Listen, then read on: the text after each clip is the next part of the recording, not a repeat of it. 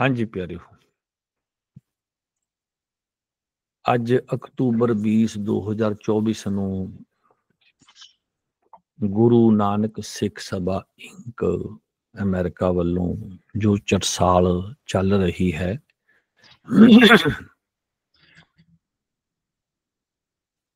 ਹਰ ਐਤਵਾਰ ਉਸ ਦੀ ਅੱਜ ਦੀ ਇਹ ਤੀਸਰੀ ਰਿਕਾਰਡਿੰਗ ਹੈ। ਹੁਣ ਇਸ ਤੋਂ ਪਹਿਲਾਂ ਵੀ ਅਸੀਂ ਹੁਕਮਨਾਮਿਆਂ ਉੱਤੇ ਇਸ ਦੀ ਆਰੰਭਤਾ ਵਿੱਚ ਮੇਰੇ ਖਿਆਲ 'ਚ 2-3 ਵੀਡੀਓ ਬਣਾ ਚੁੱਕੇ ਹਾਂ।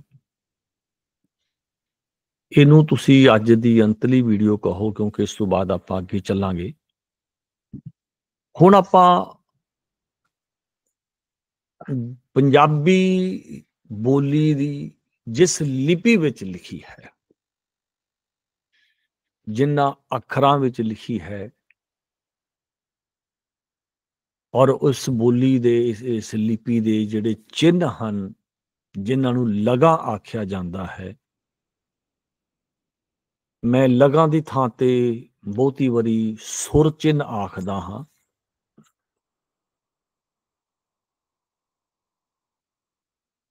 ਇਸ ਹੁਕਮਨਾਮੇ ਵਿੱਚੋਂ ਆਪਾਂ ਇਹ ਦੇਖਣ ਦਾ, ਪੜ੍ਹਨ ਦਾ, ਸਮਝਣ ਦਾ ਯਤਨ ਕਰਾਂਗੇ ਕਿ ਸ੍ਰੀ ਗੁਰੂ ਹਰਗੋਬਿੰਦ ਜੀ ਦੇ ਵੇਲੇ, ਜਾਂ ਦੂਜੇ ਸ਼ਬਦਾਂ 'ਚ ਕਹਿ ਲਵੋ ਕਿ 1606,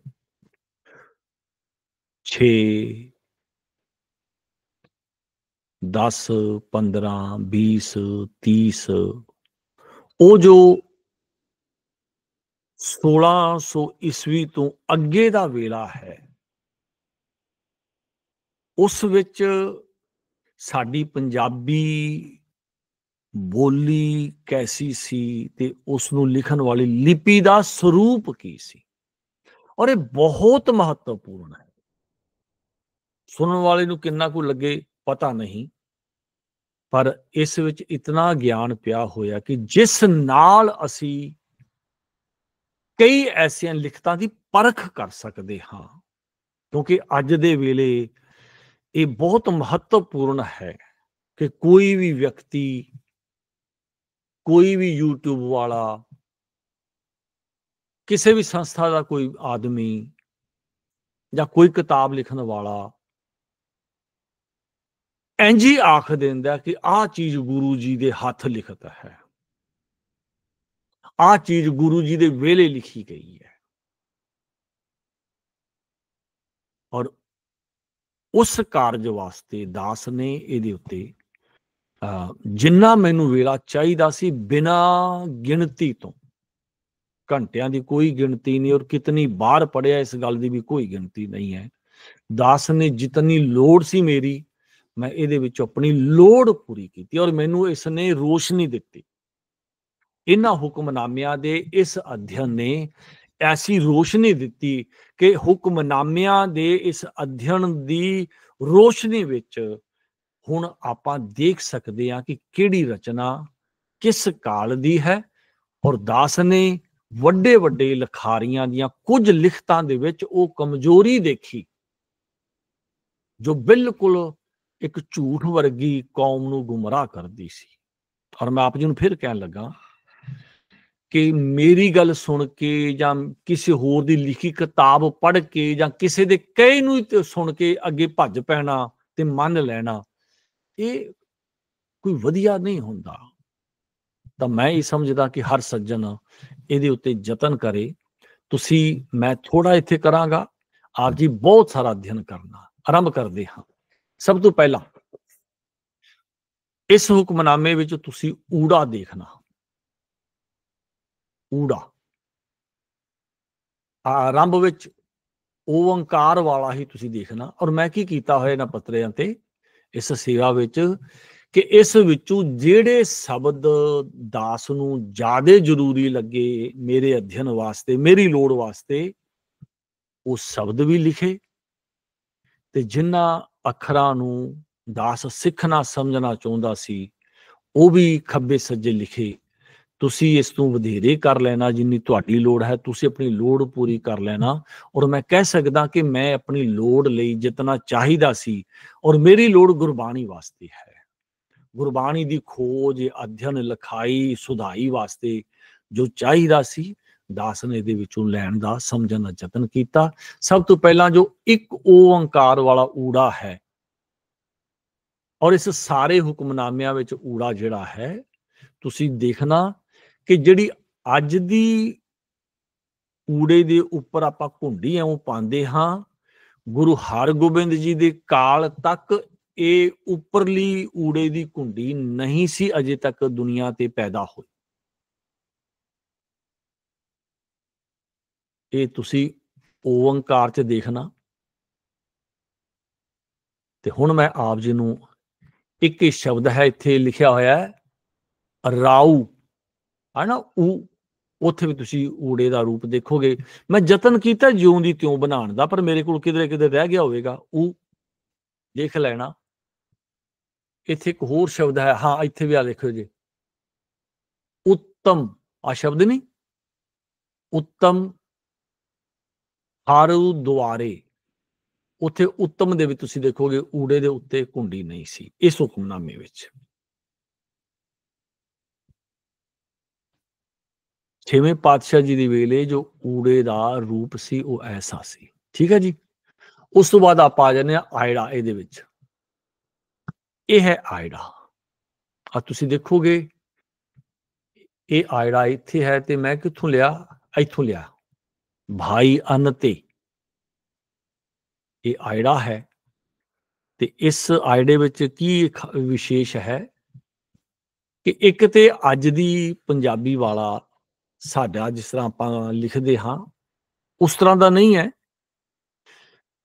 ਦੂਸਰਾ ਇਹ ਹੈ ਕਿ ਇਹਦੇ ਉੱਪਰ ਲੀਕ ਲੱਗੀ ਹੋਈ ਹੈ। ਜਿਹਦੀ ਇਹ ਲੀਕ ਹੈ ਨਾ, ਇਹਦਾ ਨਾਮ ਆਪਾਂ ਲੈਂਦੇ ਹੁੰਦੇ ਆ ਵਿਆਕਰਨ ਅੰਦਰ ਸਿਰ ਲੀਕ। ਆਪਾਂ ਸ਼ਬਦ ਵਰਤਾਂਗੇ ਸਿਰ ਲੀਕ। ਇਹਦੀ ਸਿਰ ਲੀਕ ਪੂਰੀ ਹੈ, ਟੁੱਟਵੀਂ ਨਹੀਂ ਹੈ। ਜਿਵੇਂ ਅੱਜ ਟੁੱਟਵੀਂ ਹੈ, ਗੁਰੂ ਹਰਗੋਬਿੰਦ ਕਾਲ ਜੀ ਵਿੱਚ, ਗੁਰੂ ਹਰਗੋਬਿੰਦ ਜੀ ਦੇ ਕਾਲ ਵਿੱਚ ਇਹ ਸਿਰ ਲੀਕ ਮੌਜੂਦ ਸੀ। ਅੱਗੇ ਵੀ ਤੁਸੀਂ ਹੋਰ ਥਾਵਾਂ ਤੇ ਵੀ ਦਾਸ ਨੇ ਇਹ ਚੀਜ਼ਾਂ, ਜਿਵੇਂ ਦੇਖਾ ਨਾ, ਊੜਾ ਦਾਸ ਨੇ 2, 3, 4 ਥਾਵਾਂ ਤੇ ਕੀਤਾ ਹੋਇਆ, ਪਰ ਦਾਸ ਇੱਕ ਅੱਧੀ ਥਾਂ ਤੇ ਉਹ ਆਪ ਜੀ ਦੇ ਨਾਲ ਥੋੜਾ ਸਾਜ ਕਰੇਗਾ, ਬਾਕੀ ਤੁਸੀਂ ਦੇਖੀ ਜਾਣਾ। ਆਇੜਾ, ਇੱਥੇ ਈਵੜੀ ਦੇਖਣਾ, ਆ ਈਵੜੀ। ਅੱਛਾ, ਔਰ ਦਾਸ ਨੇ ਜੋ ਖੱਬੇ ਸੱਜੇ ਲਿਖਿਆ ਨਾ, ਯਤਨ ਇਹ ਕੀਤਾ ਹੈ ਕਿ ਜਿਸ ਸਤਰ ਦੇ ਸਾਹਮਣੇ ਲਿਖਣਾ ਹੈ, ਯਤਨ ਕਰਨਾ ਹੈ ਤਾਂ ਕਿ ਜਿਵੇਂ ਕਿਸਨ ਲਿਖਿਆ ਹੈ, ਤੇ ਇਹਦਾ ਅਰਥ ਇਹ ਹੈ ਕਿ ਇਹ ਕਿਸਨ ਇਸੇ ਕਿਸੇ ਸਤਰ ਵਿੱਚ ਹੈ। ਜੇ ਇੱਥੇ ਈਵੜੀ ਪਾਈ ਹੈ, ਮੈਂ ਇਹਦਾ ਨਾਮ ਵੀ ਈੜੀ ਨਹੀਂ ਲੈ ਰਿਹਾ, ਮੇਰੇ ਮੂੰਹ 'ਚ ਈਵੜੀ ਆਪੇ ਨਿਕਲ ਰਿਹਾ, ਕਿਉਂਕਿ ਮੈਨੂੰ ਇਹ ਸਿੱਖਦਿਆਂ ਕਈ ਮਾਹ ਬੀਤ ਗਏ। ਮੇਰੇ ਕੁਝ ਸੱਜਣ ਸਾਥੀ ਵੀ ਜਿਹੜੇ ਸਾਡੇ ਗੁਰੂ ਨਾਨਕ ਸਿੱਖ ਸਭਾ ਦੇ ਸੇਵਾਦਾਰ ਹਨ, ਉਹ ਵੀ ਈਵੜੀ ਆਖਦੇ ਹਨ। ਐਸਾ ਨਹੀਂ ਕਿ ਜੋ ਈਵੜੀ ਈੜੀ ਆਖੇਗਾ ਉਹ ਅਸ਼ੁੱਧ ਉਚਾਰਨ ਹੈ, ਐਸਾ ਨਹੀਂ ਹੈ। ਪਰ ਸਾਨੂੰ ਮਨ 'ਚ ਚਾਉ ਹੈ ਕਿ ਥੋੜਾ ਜਿਹਾ ਜੇ ਈਵੜੀ ਬੋਲਦੇ ਹਾਂ ਤੇ ਇਹ ਗੁਰਬਾਣੀ ਵਾਲਾ ਈਵੜੀ ਹੋ ਗਿਆ, ਕਿਉਂਕਿ ਗੁਰਬਾਣੀ ਵਿੱਚ ਈੜੀ ਨਹੀਂ ਹੈ, ਈਵੜੀ ਹੈ। ਤੋ ਇਸ ਤਰ੍ਹਾਂ ਆ ਈਵੜੀ ਦੇਖ ਲੈਣਾ। ਇੱਥੇ ਮੈਂ ਆਪ ਜੀ ਨੂੰ ਵੀ ਦੱਸਾਂ ਕਿ ਤੁਸੀਂ ਦੇਖੋਗੇ ਕਿ ਦਾਸ ਇੱਥੇ ਜਿੱਥੇ ਵੀ ਕਿਧਰੇ ਲਿਖੇਗਾ ਤਾਂ ਈਵੜੀ ਮੈਂ ਵਿਸ਼ੇਸ਼ ਤੌਰ ਤੇ ਸ੍ਰੀ ਗੁਰੂ ਹਰਗੋਬਿੰਦ ਜੀ ਦੇ ਇਹਨਾਂ ਹੁਕਮਨਾਮਿਆਂ ਤੋਂ ਸਿੱਖੀ ਹੈ। ਔਰ ਮੈਂ ਆਪ ਜੀ ਨੂੰ ਦਿਖਾਵਾਂਗਾ ਕਿਧਰੇ ਜਿੱਥੇ ਆਹ ਦੇਖੋ, ਦੇਖਿਆ ਨਾ, ਹੇਈ ਦਾਸ ਨੇ ਲਿਖਿਆ ਹੈ। ਹੋਰ ਵੀ ਥਾਵਾਂ ਤੇ ਮੈਂ ਇਹ ਈਵੜੀ ਬਦਲ ਲਈ ਹੋਈ ਹੈ, ਮੈਂ ਇੱਥੋਂ ਸਿੱਖੀ ਹੈ ਔਰ ਇਹ ਮੈਨੂੰ ਆਸਾਨ ਲੱਗੀ ਈਵੜੀ। ਉਸ ਤੋਂ ਬਾਅਦ ਸੱਸੇ ਬਾਰੇ ਕੁਝ ਕਰਨ ਦੀ ਜ਼ਿਆਦਾ ਲੋੜ ਨਹੀਂ ਹੈ। ਇੱਕ ਸ਼ਬਦ ਹੈ ਹਾਹਾ, ਹ ਜੋ ਸਾਡਾ ਪੰਜਾਬੀ ਬੋਲ ਹੈ ਉਹਦੇ ਵਾਸਤੇ ਹਾਹਾ ਹੈ। ਤੇ ਆ ਤੁਸੀਂ ਦੇਖਣਾ, ਮੈਂ ਹਾਹਾ, ਆ ਹਰੀ ਵਾਲਾ ਹ ਇਉਂ ਹੈ, ਇਹ ਹ, ਇੱਕ ਊੜਾ, ਇੱਕ ਆਇੜਾ।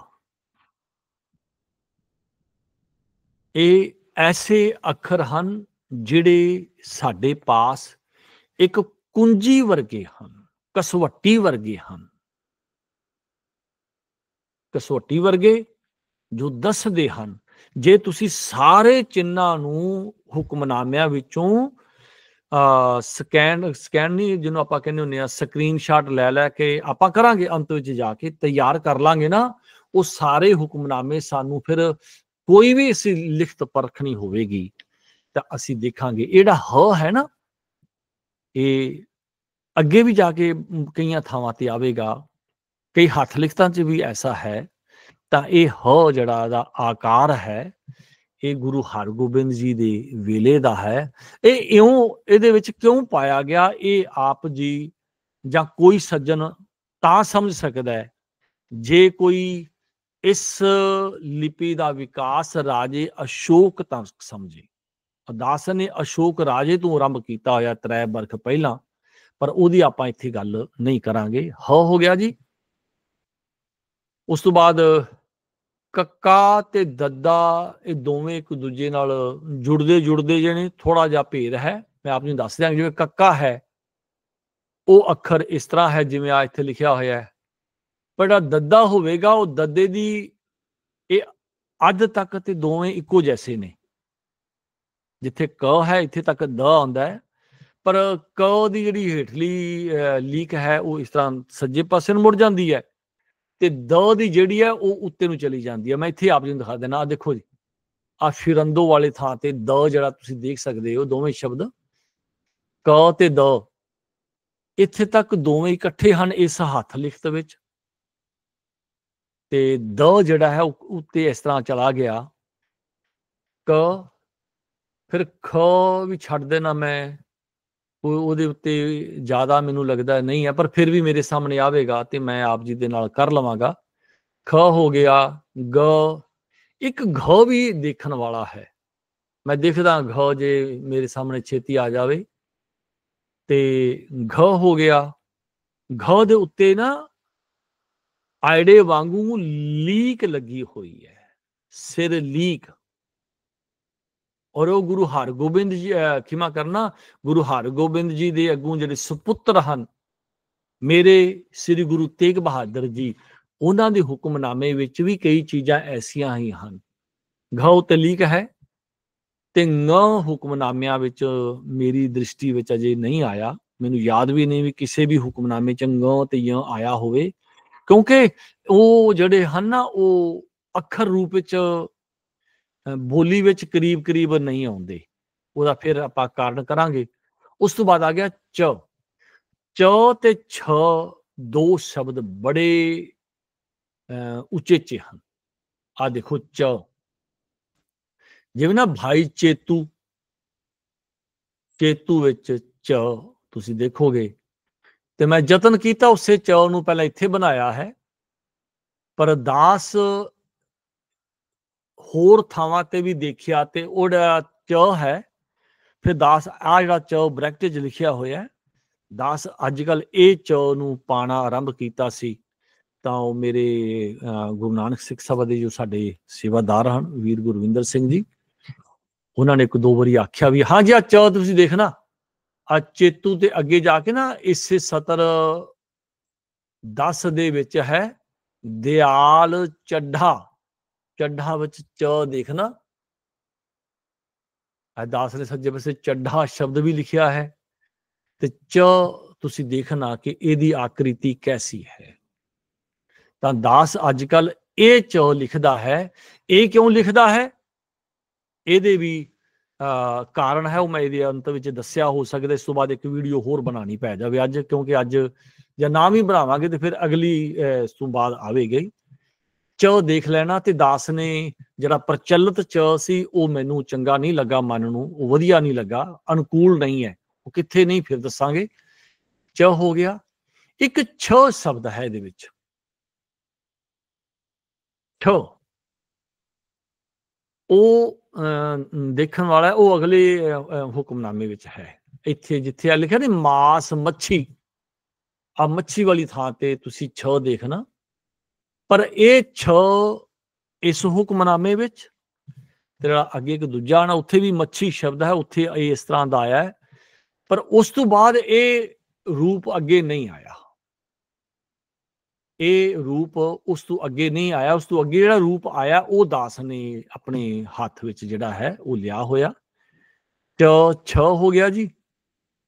ਤੇ ਆਪਾਂ ਇੱਥੇ ਸੱਜੇ ਪਾਸੇ ਫਿਰ ਇਸ ਤਰ੍ਹਾਂ ਕਰਦੇ ਆ, ਇੱਕ ਪਾਸੇ ਤੋਂ ਆਰੰਭ ਕਰ ਲੈਂਦੇ ਆ ਕਿ ਕੋਈ ਚੀਜ਼ ਮੇਰੇ ਤੋਂ ਛੁੱਟ ਨਾ ਜਾਏ। ਮੈਂ ਉਹ ਕ੍ਰਮ ਵਿੱਚ ਨਹੀਂ ਚੱਲਦਾ, ਤੁਸੀਂ ਕ੍ਰਮ ਆਪੇ ਸਜਾ ਲੈਣਾ। ਤਾਂ ਹੁਣ ਮੈਂ ਇੱਥੇ ਇੱਕ ਨ ਹੈ ਗੁਰੂ ਜੀ ਦੇ ਹੁਕਮਾਂ ਵਿੱਚ ਨ, ਇਹ ਨ ਇਸ ਪ੍ਰਕਾਰ ਲਿਖਿਆ ਜਾਂਦਾ ਸੀ। ਆ ਖ ਆਪਣੇ ਕੋਲ ਛੁੱਟ ਗਿਆ ਸੀ। ਖ ਦੇਖੋਗੇ ਨਾ, ਭਾਈ ਪਖਰੀਏ ਵਿੱਚ ਜਿਹੜਾ ਖ ਹੈ ਉਹ ਇਸ ਪ੍ਰਕਾਰ ਪਾਇਆ ਹੋਇਆ ਹੈ। ਇਹ ਹ ਆਪਾਂ ਕਰ ਲਿਆ। ਇੱਕ ਡ ਅੱਖਰ ਹੈ, ਇਹ ਦੇਖ ਲੈਣਾ। ਆ ਜਿਹੜਾ ਆਪਾਂ ਕਰ ਲਿਆ ਹੋਇਆ ਈਵੜੀ ਹੋ ਗਈ। ਸੱਜੇ ਪਾਸੇ ਆਪਣੇ ਕੋਲੋਂ ਇੱਕ ਥ ਹੈ, ਨੱਥਾ। ਖ ਭਾਈ ਪਖਰੀਏ ਵਾਲੇ ਸ਼ਬਦ ਵਿੱਚ ਖ ਅਤੇ ਭਾਈ ਨੱਥਾ ਵਾਲੇ ਵਿੱਚ ਥ, ਦੋਨਾਂ ਵਿੱਚ ਖ ਤੇ ਥ ਵਿੱਚ ਕੇਵਲ ਸਿਰ ਲੀਕ ਦਾ ਅੰਤਰ ਹੈ, ਇਸ ਤੋਂ ਵੱਧ ਨਹੀਂ ਹੈ। ਆ ਦੇਖੋ, ਖ ਨੂੰ ਜਿਉਂ ਦੀ ਤਿਉਂ ਉਸ ਹੱਥ ਲਿਖਤ ਵਿੱਚ ਇਸ ਤਰ੍ਹਾਂ ਹੈ, ਜਿਹੜਾ ਇੱਕ ਅੱਗੇ ਆਪ ਜੀ ਨੂੰ ਕਿਧਰੇ ਨਹੀਂ ਦਿਸੇਗਾ। ਇਹਦੇ ਵਿੱਚ ਇਸੇ ਹੁਕਮਨਾਮੇ ਵਿੱਚ 2 ਚਿੰਨ੍ਹ ਐਸੇ ਹਨ ਜਿਹੜੇ ਮੈਂ ਭੁੱਲਦਾ ਹੂੰ, ਮੈਂ ਸੁਧਾਰ ਲਾਂਗਾ, ਪਰ ਮੈਨੂੰ ਲੱਗਾ ਨਹੀਂ ਕਿ ਗੁਰੂ ਤੇਗ ਬਹਾਦਰ ਜੀ ਜਾਂ ਗੁਰੂ ਗੋਬਿੰਦ ਸਿੰਘ ਦੇ ਹੁਕਮਨਾਮਿਆਂ ਵਿੱਚ 2 ਚਿੰਨ੍ਹ ਜਿਹੜੇ ਇੱਥੇ ਹੀ ਇਕੱਲੇ ਹਨ। ਸਾਡੇ ਇੱਕ ਤੇ ਹੈ ਇਹ ਠੱਠਾ, ਇੱਕ ਇੱਥੇ ਹੋਰ ਸ਼ਬਦ ਹੈ, ਉਹ ਜਿੱਥੇ ਪਟਨਾ ਲਿਖਿਆ ਹੋਇਆ ਨਾ, ਪਟਨਾ ਇੱਥੇ ਆ ਟ ਪਾਇਆ ਹੋਇਆ। ਖਿਮਾ ਕਰਨਾ, ਅੱਜ ਦੀ ਬੋਲੀ 'ਚ ਟੈਂਕਾ ਕਹਿੰਦੇ ਹਨ। ਤੇ ਸਾਡੇ ਇੱਕ ਸਾਥੀ ਨੇ ਇੱਕ ਵਾਰੀ ਕਿਹਾ ਸੀ ਕਿ ਮੈਂ ਇਹਨੂੰ ਟੱਟਾ ਸ਼ਬਦ ਬੋਲਦਾ ਹਾਂ, ਤਾਂ ਕਹਿੰਦੇ ਵੀ ਟੱਟਾ ਇਹ ਗਾਲ ਵਰਗਾ ਹੈ। ਖਿਮਾ ਕਰਨਾ, ਉਹਨਾਂ ਨੂੰ ਜੋ ਸਹੀ ਲੱਗਾ ਉਹਨਾਂ ਨੇ ਬੋਲਿਆ, ਪਰ ਮੇਰੇ ਮਨ ਨੂੰ ਕਦੇ ਗਾਲ ਵਰਗਾ ਨਹੀਂ ਲੱਗਾ, ਔਰ ਮੈਂ ਇਸ ਨੂੰ ਕਦੇ ਵੀ ਟੈਂਕਾ ਨਹੀਂ ਆਖਾਂ। ਮੈਂ ਅੰਮ੍ਰਿਤਸਰ ਗਿਆ ਸੀ, ਅੱਜ ਉਹ ਸੱਜਣ ਗੁਜ਼ਰ ਚੁੱਕੇ ਨੇ। ਉਹ ਕਹਿੰਦੇ ਸੀ ਉਹ ਨਾ ਤੇ ਟੈਂਕਾ ਆਖਣ ਨਾ ਹੀ ਟੱਟਾ ਆਖਣ, ਤੇ ਉਹ ਕਹਿਣ ਟਕਾਰ। ਮੈਂ ਕਿਹਾ ਟਕਾਰ ਕੀ ਹੋਇਆ? ਔਰ ਗੁਰਬਾਣੀ ਵਿੱਚ ਟੱਟਾ ਹੀ ਇਹਦਾ ਨਾਮ ਹੈ। ਟੱਟਾ, ਬਿਕਟ, ਘਾਟ, ਐਸਾ ਕੁਛ। ਉਹ ਘੱਗਾ ਵਾਲੀ ਹੈ, ਪਰ ਇਹ ਗੁਰਬਾਣੀ 'ਚ ਮੈਂ ਛੇਤੀ ਐਪ ਦੇ ਸਹਾਰੇ ਆਪ ਜੀ ਨੂੰ ਦੱਸ ਸਕਦਾ ਹਾਂ ਕਿ ਇਹ ਸ਼ਬਦ ਕੀ ਹੈ। ਹਾਂਜੀ, ਇਹ ਟਟਾ, ਬਿਕਟ, ਘਾਟ, ਘਟ ਮਾਹੀ। ਤੋ ਖਿਮਾ ਕਰਨਾ, ਆਪਾਂ ਯਤਨ ਕਰ ਰਹੇ ਹਾਂ ਕਿ ਗੁਰਬਾਣੀ ਵਾਲੀ ਬੋਲੀ ਨੂੰ ਅੱਗੇ ਲੈ ਕੇ ਜਾਇਆ ਜਾਵੇ, ਗੁਰਬਾਣੀ ਵਾਲੀ ਸ਼ਬਦਾਵਲੀ ਨੂੰ ਅੱਗੇ ਲੈ ਕੇ ਜਾਇਆ ਜਾਵੇ। ਮੇਰੀ ਭਾਵੇਂ ਬੋਲੀ ਪਿੱਛੇ ਰਹਿ ਜਾਵੇ, ਪਰ ਗੁਰਬਾਣੀ ਵਾਲੀ ਅੱਗੇ ਜਾਣੀ ਚਾਹੀਦੀ ਹੈ। ਤੇ ਚਲੋ, ਮੈਂ ਇੱਥੇ ਆਪ ਜੀ ਨੂੰ ਇਹ ਦੱਸਣਾ ਚਾਹੁੰਦਾ ਹਾਂ ਕਿ ਜੋ ਟੱਟਾ ਅੱਖਰ ਹੈ ਪਟਨੇ ਵਾਲੀ ਥਾਂ ਤੇ, ਚੇਤੇ ਰੱਖਣਾ, ਆ ਪਟਨਾ, ਇਹਦੀ ਆਕ੍ਰਿਤੀ ਬਿਲਕੁਲ ਇਸ ਤਰ੍ਹਾਂ ਬਣੀ ਹੋਈ ਹੈ। ਆ ਦੇਖੋ, ਪਟਨਾ, ਮੋੜ ਨਹੀਂ ਪਾਇਆ ਹੋਇਆ। ਇਸ ਦਾ ਅਰਥ ਪਤਾ ਕੀ ਹੈ? ਇਹ ਮੋੜ ਪਾਣ ਵਾਲਾ ਜੋ ਆਕਾਰ ਹੈ, ਇਹ ਬਾਅਦ ਦਾ ਹੈ, ਇਹ ਪ੍ਰਾਚੀਨ ਰੂਪ ਹੈ। ਇਹ ਜਿਹੜੀ ਅੱਖਰਾਂ ਦੀ ਆਕ੍ਰਿਤੀ ਹੈ, ਇਹ ਜੇ ਸੱਜਣ ਕੋਈ ਗਿਆਨ ਪ੍ਰਾਪਤ ਕਰ ਲੇਗਾ, ਮੈਂ ਤੀਜੀ ਚੌਥੀ ਵਾਰ ਆਖਣ ਲੱਗਾ, ਆਪਾਂ ਨੂੰ ਇਹ ਸੇਧ ਦਿੰਦੇ ਹਨ ਆਕਾਰ ਅੱਖਰਾਂ ਦੇ, ਕਿ ਗੁਰਮੁਖੀ ਲਿਪੀ ਦਾ ਜਿਹੜਾ ਵਿਕਾਸ ਹੋਇਆ, ਉਸ ਵਿਕਾਸ ਵਿੱਚ ਕਿਵੇਂ ਕਿਵੇਂ ਬਦਲਾਵ ਆਏ। ਦੂਜਾ ਸ਼ਬਦ ਹੈ ਇੱਥੇ, ਮੈਂ ਇੱਥੇ ਇੱਕ ਨਾਮ ਹੈ ਭਾਈ ਸੇਠ। ਸੇਠ ਦੇ ਵਿੱਚ ਜੋ ਠੱਠਾ ਅੱਖਰ ਹੈ, ਉਸ ਦਾ ਆਕਾਰ ਦੇਖਣਾ, ਇਹ ਵੀ ਆਪ ਜੀ ਨੂੰ ਅੱਗੇ ਨਹੀਂ ਮਿਲੇਗਾ, ਔਰ ਇਹ ਕੇਵਲ ਇੱਥੇ ਹੈ। ਤੇ ਹੋ ਸਕਦਾ ਹੈ ਇੱਕ ਰਚਨਾ ਹੋਰ ਹੈ ਸਾਡੀ ਗੁਰਬਾਣੀ ਦੀ, ਬਹੁਤ ਪ੍ਰਾਚੀਨ ਹੈ, ਜੋ ਗੋਇੰਦਵਾਲ ਵਾਲੀ ਪੋਥੀ ਹੈ, ਅਈਆਪੁਰ ਵਾਲੀ ਆਖਿਆ ਜਾਂਦਾ ਹੈ। ਉੱਥੇ ਇਸ ਤੋਂ ਵੀ ਜ਼ਿਆਦਾ ਪੁਰਾਣੇ ਸਾਰੇ ਅੱਖਰਾਂ ਦੇ ਹਨ। ਇਹ ਹੋ ਗਿਆ ਜੀ ਠੱਠਾ। ਤਾਂ ਇੱਥੇ ਆਪਾਂ ਇੱਕ ਵੋਵਾ ਹੈ, ਤੁਸੀਂ ਦੇਖਣਾ ਆ ਭਾਈ ਜੀਵਾ ਨੂੰ ਜਿਵੇਂ ਦਾਸ ਵੋਵਾ ਅੱਜ ਵਰਗਾ ਨਹੀਂ ਪਾਉਂਦਾ, ਮੈਂ ਵੋਵਾ ਇਸੇ ਪ੍ਰਕਾਰ ਹੀ ਪਾਉਂਦਾ ਹਾਂ, ਕਿਉਂਕਿ ਇੱਕ ਇਹ ਸੁਖਾਲਾ ਹੈ, ਦੂਜਾ ਪ੍ਰਾਚੀਨ ਹੈ। ਵੋਵਾ ਇੱਕ ਜਿਹੜਾ ਲੱਲਾ ਅੱਖਰ ਹੈ ਉਹਦਾ ਆਕਾਰ ਤੁਸੀਂ ਦੇਖਣਾ, ਉੱਪਰ ਸਭ ਤੋਂ ਪਹਿਲਾਂ ਸ਼ਬਦ ਹੈ ਭਾਈ ਲਾਲ। ਇਹ ਲੱਲਾ ਅੱਖਰ ਜਿਹੜਾ ਹੈ ਸਾਡਾ ਇਹ ਪੁਰਾਣਾ ਹੈ। ਔਰ ਇੱਥੇ ਜਾਂਦੇ ਜਾਂਦੇ ਇੱਕ ਜੋ ਨਾਣਾ ਹੈ ਲਿਖਿਆ ਨਾ ਕਲਿਆਣ, ਇਹ ਅੱਗੇ ਆਪ ਨੂੰ ਬਹੁਤ ਥੋੜਾ ਮਿਲੇਗਾ। ਸ਼ਾਇਦ ਗੁਰੂ ਤੇਗ ਬਹਾਦਰ ਜੀ ਤੋਂ ਬਾਅਦ ਇਹ ਰੂਪ ਨਹੀਂ ਮਿਲੇਗਾ ਆਪ ਜੀ ਨੂੰ। ਨਾਣੇ ਦੇ ਇਹਦੇ ਵਿੱਚ ਦੋ ਰੂਪ ਹਨ, ਇੱਕ ਇਹ ਹੈ, ਇੱਕ ਹੋਰ ਹੈ, ਉਹ ਵੀ ਆਪ ਜੀ ਨੂੰ ਦਿਖਾਵਾਂਗਾ। ਔਰ ਇਹ ਆਪ ਜੀ ਨੂੰ ਚੇਤੇ ਰੱਖਣਾ ਕਿ ਨਾਣਾ ਇਸ ਪ੍ਰਕਾਰ ਪਾਇਆ ਜਾਂਦਾ ਸੀ। ਔਰ ਇਸ ਪ੍ਰਕਾਰ ਕਿਉਂ ਪਾਇਆ ਜਾਂਦਾ ਸੀ? ਕਿਉਂਕਿ ਇਹਦਾ ਜਿਹੜਾ, ਜੇ ਮੈਂ ਕਹਿ ਰਿਹਾ ਨਾ ਕਿ ਸਾਡੇ ਜੋ ਪੰਜਾਬੀ ਲਿਪੀ ਦੇ ਅੱਖਰ ਹਨ, ਇਹਦਾ ਵਿਕਾਸ ਰਾਜੇ ਅਸ਼ੋਕ ਤੋਂ ਆਰੰਭ ਹੁੰਦਾ ਹੈ। ਉਂਝ ਤਾਂ ਇਹਨਾਂ ਦੇ ਜਿਹੜੀ ਜਨਮ ਭੂਮੀ ਪੰਜਾਬ ਹੈ, ਮਹਿੰਜੋਦਾਰੋ ਤੋਂ, ਹੜੱਪਾ ਤੋਂ ਆਰੰਭ ਹੁੰਦਾ ਹੈ, ਪਰ ਲਿਪੀ ਰੂਪ ਵਿੱਚ ਲਿਖਣ ਵਾਲੇ ਜਿਹੜੇ ਸਾਡੇ ਪਾਸ ਸਬੂਤ ਹਨ ਉਹ ਰਾਜੇ ਅਸ਼ੋਕ ਦੇ ਹਨ। ਉੱਥੇ ਤੁਸੀਂ ਅਗਰ ਇਹ ਨਾਣਾ ਜਾ ਕੇ ਦੇਖ ਲਵੋਗੇ ਕੋਈ ਸੱਜਣ, ਤੇ ਫਿਰ ਸਮਝ ਆ ਜਾਏਗੀ ਵੀ ਇਸ ਤਰ੍ਹਾਂ ਕਿਉਂ ਲਿਖਿਆ ਹੋਇਆ। ਇਹ ਨਾਣਾ ਹੈ ਜੀ। ਤਾਂ ਉਸ ਤੋਂ ਬਾਅਦ ਇਹਦੇ ਵਿੱਚ ਆਪਾਂ ਇੱਥੇ ਕਿਸਨ ਸ਼ਬਦ ਵੇਖਿਆ, ਪੈਰਾਂ ਵਿੱਚ ਮੈਂ ਰ ਇੱਥੇ ਨਹੀਂ ਦੇਖਿਆ, ਪਰ ਅਗਰ ਕਿਸੇ ਥਾਂ ਤੇ ਮਿਲੇਗਾ ਹੁਕਮਨਾਮਿਆਂ ਵਿੱਚ ਤੇ ਦਾਸ ਉਸ ਨੂੰ ਦੇਖ ਲਵੇਗਾ ਜੀ। ਉਸ ਤੋਂ ਬਾਅਦ ਇਸ ਪੱਤਰੇ ਤੇ ਅਜੇ ਆਪਾਂ ਦੁਬਾਰਾ ਆਉਣਾ ਹੈ। ਬੜੀ ਪਿਆਰੀ ਇੱਕ ਡੂੰਗੀ ਜੀ ਗੱਲ ਦਾਸ ਨੇ ਇੱਥੇ ਲਿਖੀ ਹੋਈ ਹੈ। ਅਜੇ ਲਗਾਂ ਤੇ ਵੀ ਆਉਣਾ ਹੈ, ਤੇ ਅਜੇ ਆਪਾਂ ਅੱਖਰਾਂ ਦੀ ਗੱਲ ਕਰ ਰਹੇ ਹਾਂ। ਇੱਕ ਕੱਕਾ ਹੋ ਗਿਆ, ਖੱਖਾ ਆਪਾਂ ਕਰ ਲਿਆ, ਉਸ ਤੋਂ ਬਾਅਦ ਇਹ ਵੀ ਕਰ ਲਏ, ਨੰਨਾ ਵੀ ਆਪਾਂ ਕਰ ਲਿਆ ਹੋਇਆ। ਤਾਂ ਸੱਜੇ ਪਾਸੇ ਸਾਡੇ ਕੋਲ ਇੱਕ ਰੂ ਤੂ, ਇਹ ਅੱਜ ਦੇ ਵਰਗੇ ਹੀ ਹਨ। ਨਾਣਾ ਆਪਾਂ ਕਰ ਲਿਆ ਹੋਇਆ, ਜਿਹੜਾ ਨਾਣਾ ਇੱਥੇ ਲਿਖਿਆ ਹੋਇਆ ਗੁਰੂ ਗੁਰੂ ਜਪਣਾ, ਇੱਥੇ ਲਿਖਿਆ ਹੋਇਆ, ਇਹ ਆਪਾਂ ਕਰ ਲਿਆ। ਤੇ ਇਹਦੇ ਵਿੱਚ ਜਿਹੜਾ ਅਗਲਾ ਕੋਈ ਸ਼ਬਦ ਆਵੇਗਾ ਉਹ ਆਪਾਂ ਕਰ ਲਿਆ ਹੋਇਆ। ਇੱਕ ਇੱਥੇ ਊੜੇ ਉੱਤੇ ਅਸਲ 'ਚ ਹੋਰ ਵਿਚਾਰ ਅਜੇ ਚਾਹੀਦੀ ਸੀ। ਮੈਂ ਆਪ ਜੀ ਨੂੰ ਦੱਸ ਦੇਣਾ ਕਿ ਉਸ ਕਾਲ ਵਿੱਚ, ਗੁਰੂ ਜੀ ਦੇ ਕਾਲ ਵਿੱਚ, ਜਿਹੜਾ ਉਹ ਸ਼ਬਦ ਹੈ ਨਾ, ਉਹ ਤੁਸੀਂ ਦੇਖਣਾ ਜਦੋਂ ਉੱਤੇ ਇਹ ਜਿਹੜੀ ਜਿਹਨੂੰ ਆਪਾਂ ਕਹਿੰਦੇ ਹਾਂ ਕਿ ਊੜੇ ਦਾ ਰੂਪ ਹੈ, ਇਹ ਕੇਵਲ ਉੱਤੇ ਉਦੋਂ ਜਾਂਦਾ ਸੀ ਜਦੋਂ ਉਹ ਲਿਖਣਾ ਹੁੰਦਾ ਸੀ, ਜਿਹਨੂੰ ਆਪਾਂ ਕਹਿੰਦੇ ਹੁੰਦੇ ਆ ਉਹ ਦੀ ਲੱਗ ਲਿਖਣੀ ਹੁੰਦੀ ਸੀ ਤੇ ਉੱਤੇ ਇਹਨੂੰ ਲੈ ਜਾਂਦੇ ਸੀ। ਜੇ ਉਹ ਦੀ ਲੱਗ ਨਹੀਂ ਸੀ ਲਿਖਣੀ ਤੇ ਫਿਰ ਉੱਤੇ ਨਹੀਂ ਸੀ ਜਾਂਦਾ ਹੁੰਦਾ ਊੜਾ। ਇਹਦਾ ਰੂਪ ਇੱਥੇ ਤੱਕ ਦੇਖੋ ਨਾ, ਇੱਥੇ ਫਿਰ ਆ ਗਿਆ ਦੁਬਾਰਾ, ਮੈਂ ਆ ਲਿਆ ਹੋਇਆ ਉੱਪਰ ਹੀ, ਆ ਦੇਖੋ ਉੱਪਰ ਹੀ, ਇਹ ਉੱਤੇ ਨਹੀਂ ਸੀ ਜਾਂਦਾ ਹੁੰਦਾ। ਇਹਦਾ ਰੂਪ ਇਹ ਹੇਠਾਂ ਹੀ ਰਹਿੰਦਾ ਹੁੰਦਾ ਸੀ। ਤੇ ਉਸ ਤੋਂ ਬਾਅਦ ਜੀ ਆਪਾਂ ਹੋਰ ਕੋਈ ਅੱਖਰ ਦੇਖ ਲੈਣੇ, ਇੱਥੇ ਸਾਡੇ ਕੋਲ ਛੁੱਟ ਗਿਆ ਹੋਵੇ। ਆ ਦੇਖੋ ਪਟਨੇ ਵਾਲਾ, ਜਿਵੇਂ ਆਪਾਂ ਮੈਂ ਕਿਹਾ ਆਪ ਜੀ ਨੂੰ ਕਿ ਜੋ ਸਾਡਾ ਇਹ ਅੱਖਰ ਪੰਜਾਬੀ ਲਿਪੀ ਦਾ ਟੱਟਾ ਹੈ, ਆ ਹੁਣ ਸਿੱਧੇ ਰੂਪ ਵਿੱਚ ਹੈ, ਇਹਦਾ ਹੀ ਆਕ੍ਰਿਤੀ ਐਸੀ ਹੀ ਸੀ।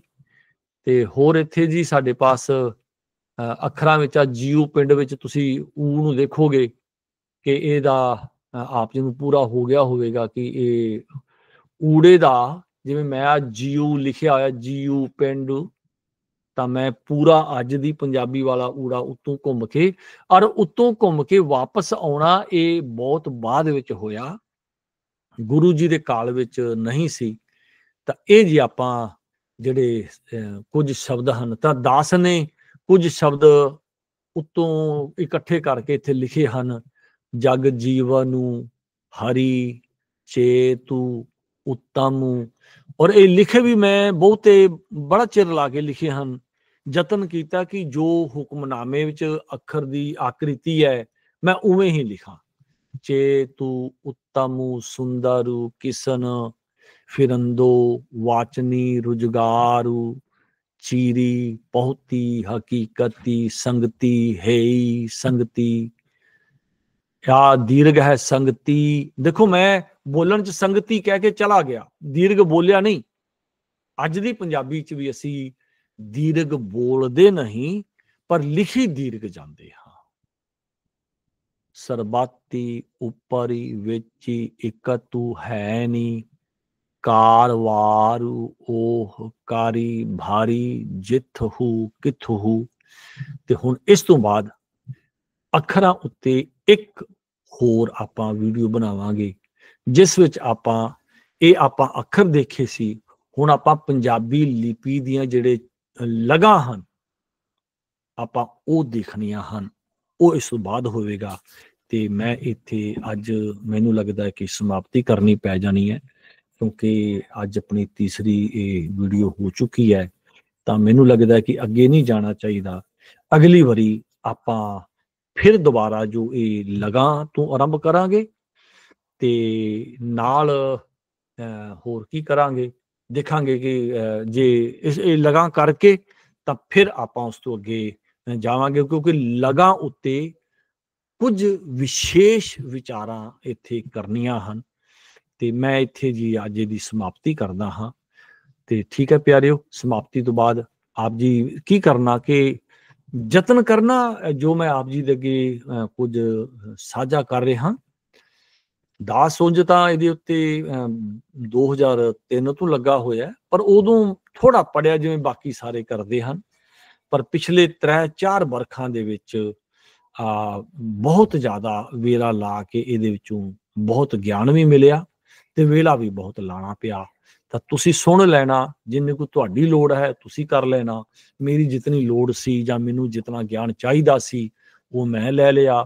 ਤੁਸੀਂ ਦੇਖ ਲੈਣਾ, ਤੁਹਾਨੂੰ ਉਸ ਤੋਂ ਜ਼ਿਆਦਾ ਚਾਹੀਦਾ ਜ਼ਿਆਦਾ ਕਰ ਲੈਣਾ, ਇੰਨਾ ਕੁ ਚਾਹੀਦਾ ਇੰਨਾ ਕੁ ਕਰ ਲੈਣਾ।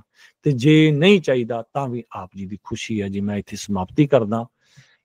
ਵਾਹਿਗੁਰੂ ਜੀ ਕਾ ਖਾਲਸਾ, ਵਾਹਿਗੁਰੂ ਜੀ ਕੀ ਫਤਿਹ ਜੀ।